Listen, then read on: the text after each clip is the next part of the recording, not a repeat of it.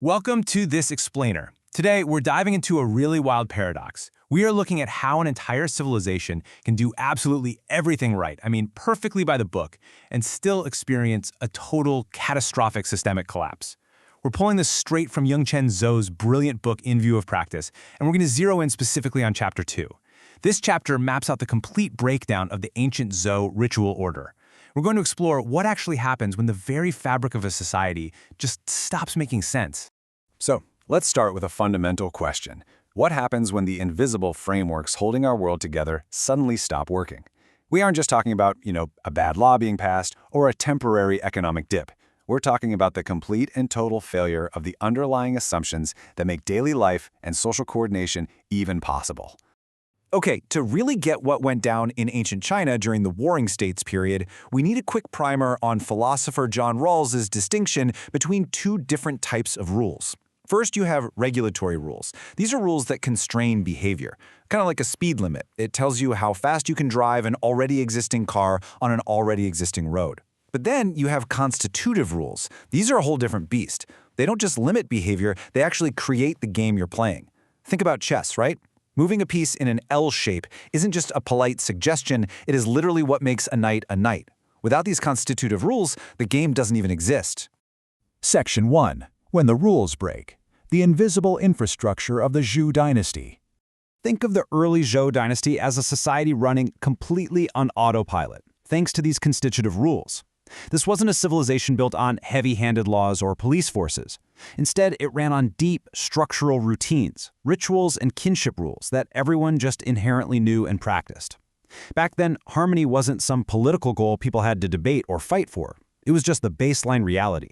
When the king plowed the first field in the spring, it wasn't a PR stunt or a symbolic photo op. It constitutively opened the agricultural season. Because the rules just worked, society didn't even need philosophy. No one was sitting around debating human nature because the invisible infrastructure of their world was functioning flawlessly. Section 2. The empty ritual. The false positive. Perfect performance, zero power. Now, Chapter 2 of Zhou's book meticulously details how this perfect system cracked. It wasn't an overnight thing, but it revealed a fatal underlying flaw where doing the ritual and getting a real-world result completely divorced from one another. Let me paint a picture for you from the historical records. The year is 682 BCE. Duke Zhuang of the state of Zheng is standing before his ancestral tablets. He performs the spring sacrifice with absolutely flawless precision. He executes every single inherited constitutive rule of the Zhou system perfectly. He pours the wine from the bronze vessel at the exact prescribed angle, presents the millet and pork, and recites his lineage through 7 generations without a single error. But here's the crazy part. Despite this absolute masterclass in ritual performance, the historical records bluntly note that the Duke could not intervene in a political crisis happening right outside his doors. Notice it says he could not that he chose not to. This is a huge deal. It means ritual authority and practical authority had completely split. He was making the perfect L-shaped move with his knight, but the other pieces on the board simply weren't playing chess anymore. The rules had become a totally empty shell. Section 3. The Chu anomaly. The false negative. Breaking the rules and winning.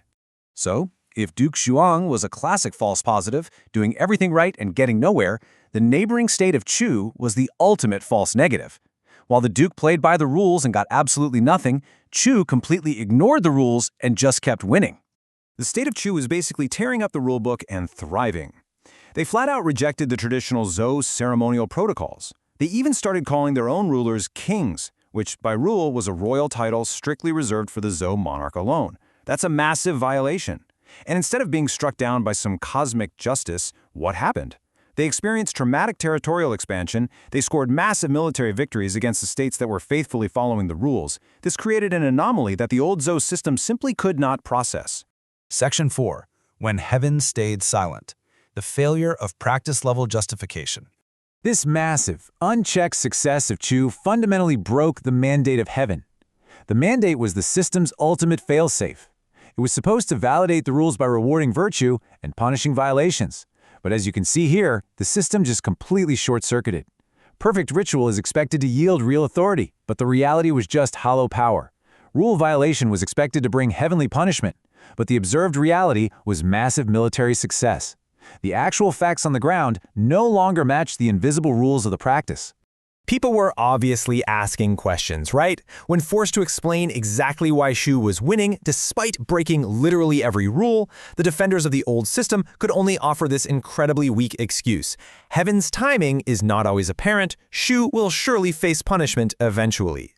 Zhou's book calls this an interpretive silence. It wasn't an actual answer, it was just an indefinite suspension of judgment. They were essentially crossing their fingers and saying, just wait, the system will self-correct.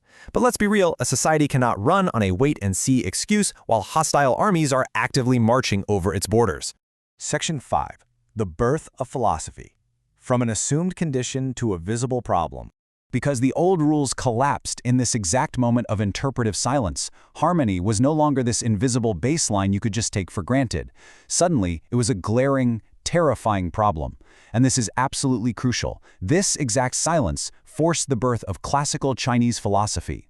Philosophy wasn't born here out of people just having idle curiosity and extra free time. It was born out of absolute structural desperation.